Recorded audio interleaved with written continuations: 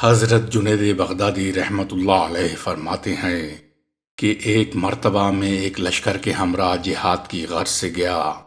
امیر لشکر نے میرے ذاتی اخراجات کے لیے کچھ رقم بھیجی۔ میں نے اس رقم کو خود پر خرچ کرنا پسند نہ کیا، بلکہ اس رقم کو مجاہدین میں تقسیم کر دیا۔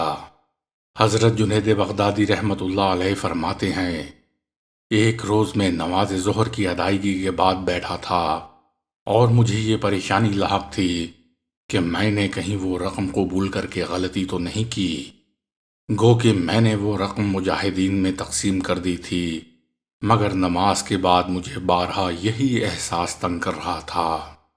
اسی غم میں میری آنکھ لگ گئی اور میں نے خواب میں دیکھا کہ کئی شاندار محل تعمیر کیے جا رہے ہیں جن میں آسائش زندگی میسر ہیں۔ حضرت جنید بغدادی رحمۃ اللہ علیہ فرماتے ہیں، میں نے دریافت کیا تو معلوم ہوا کہ یہ محل جنت میں ان لوگوں کے لیے تیار ہو رہے ہیں جن کی راہ خدا میں دی گئی رقم آپ نے مجاہدین میں تقسیم کر دی۔ مجھے یہ سن کر بہت خوشی ہوئی اور میں نے دریافت کیا کیا میرا بھی کوئی مکان ہے یا نہیں۔ اس پر مجھے ایک بڑا محل دکھایا گیا جو دیگر تمام محلات سے شاندار تھا۔ میں نے حیرانی کا اظہار کیا کہ مجھے ان لوگوں سے بڑا محل کیوں دیا جا رہا ہے۔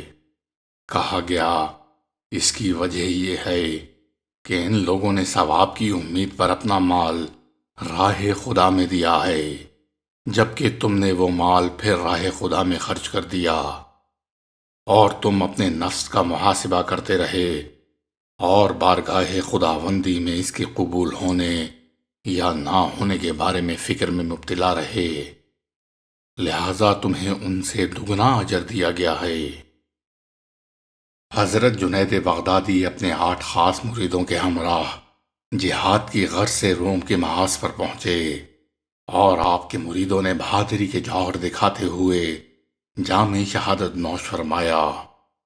حضرت جنید بغدادی فرماتے ہیں کہ میں نے ہوا میں 9 عہدے معلق دیکھے، اور میرا جو بھی مرید شہید ہوتا ملائکہ اسے اس عہدے میں رکھ کر آسمان کی جانب لے جاتے۔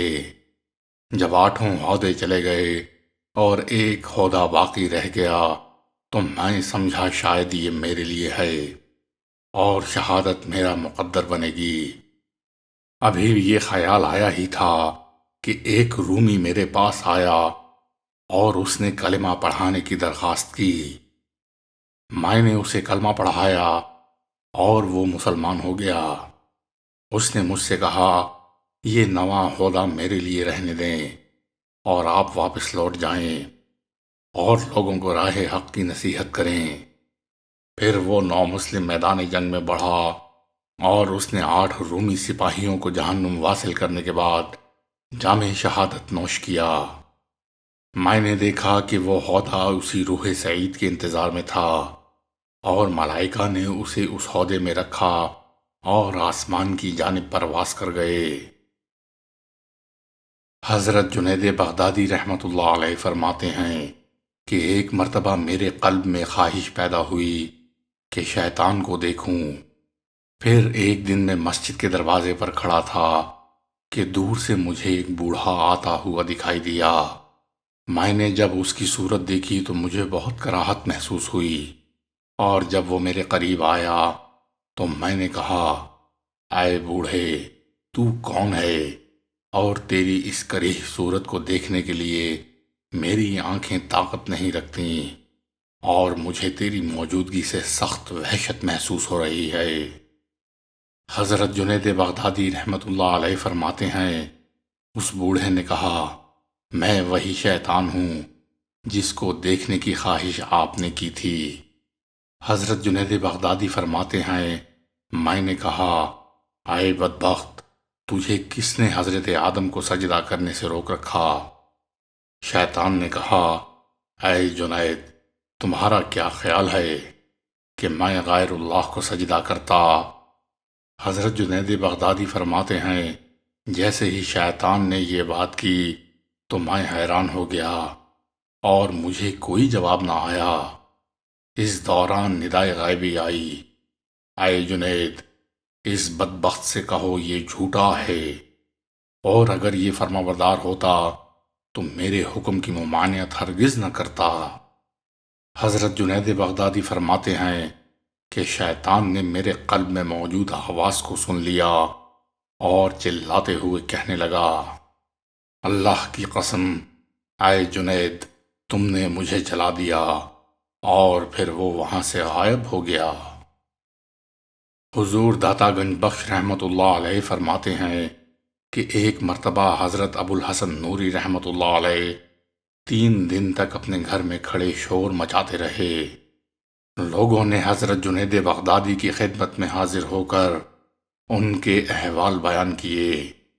آپ تشریف لائے اور فرمایا، اے ابو الحسن، اگر تم جانتے کہ اس شور و غل میں کچھ بھلائی ہے تو مجھے بھی بتاؤ، تاکہ میں بھی یوں شور و غل کروں، اور اگر تم جانتے ہو کہ اس کا کچھ فائدہ نہیں تو اپنے قلب کو رضائے خداوندی کے تابع کر لو، تاکہ تمہارا قلب راحت پائے۔ حضرت جنید بغدادی کے فرمانے پر حضرت ابو الحسن نوری نے شور و غل مچانا بند کر دیا اور فرمایا، اے ابو القاسم، آپ کیسے بہترین استاد و رہنما ہیں۔ حضرت جنید بغدادی کی خدمت میں کچھ لوگ حاضر ہوئے اور رزق طلب کرنے کی اجازت مانگی۔ آپ نے فرمایا، اگر تمہیں علم ہے کہ لوگوں کی روزی کہاں ہے تو تم ضرور طلب کرو۔ انہوں نے عرض کیا، کیا ہم اللہ سے مدد مانگیں؟ حضرت جنید بغدادی نے فرمایا، اگر تم سمجھتے ہو اللہ نے تمہیں فراموش کر دیا ہے تو پھر اسے ضرور یاد دلاؤ۔ انہوں نے حضرت جنید بغدادی کی بات سنی تو عرض کیا، اس کا مطلب یہ ہوا کہ ہم گھروں میں بیٹھ جائیں اور اللہ پر توکل کریں۔ آپ نے فرمایا، معاملہ خداوندی کا تجربہ کرنا اس کی قدرت میں شک کرنے کے مترادف ہے۔ وہ بولے، ہم کیا ذریعہ اختیار کریں؟ حضرت جنید بغدادی نے فرمایا، ذریعہ یہ ہے کہ تم ذریعہ کو ترک کر دو۔ حضرت جنید بغدادی فرماتے ہیں، میرا گزر سفر حج کے دوران ایک صحرا سے ہوا اور میں نے وہاں ایک شخص کو ببول کے درخت کے نیچے بیٹھے دیکھا۔ میں اس کے نزدیک گیا تو وہ حق کا متلاشی ایک جوان تھا۔ میں نے اس سے کہا، لوگ آتے جاتے ہیں مگر تم اپنی جگہ پر بیٹھے ہوئے ہو، اس کی کیا وجہ ہے؟ حضرت جنید بغدادی فرماتے ہیں، وہ اداس نگاہوں سے میری جانب دیکھتا رہا اور افسوس کا اظہار کرتے ہوئے بولا، مجھ پر ایک کیفیت طاری تھی، مگر جب میں یہاں پہنچا تو میری وہ کیفیت ختم ہو گئی اور اب میں اس کیفیت کی تلاش میں یہاں بیٹھا ہوں۔ میں نے اس جوان کی بات سنی اور پھر اپنے سفر پر روانہ ہو گیا۔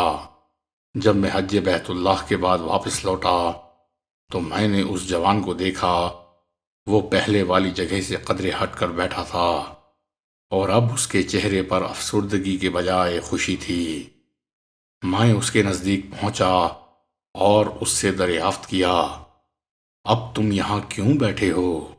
حضرت جنید بغدادی فرماتے ہیں، وہ جوان خوشی سے بولا، مجھے میری کھوئی ہوئی چیز مل گئی، اس لیے اب میں اس مقام پر پاؤں توڑ کر بیٹھ گیا ہوں۔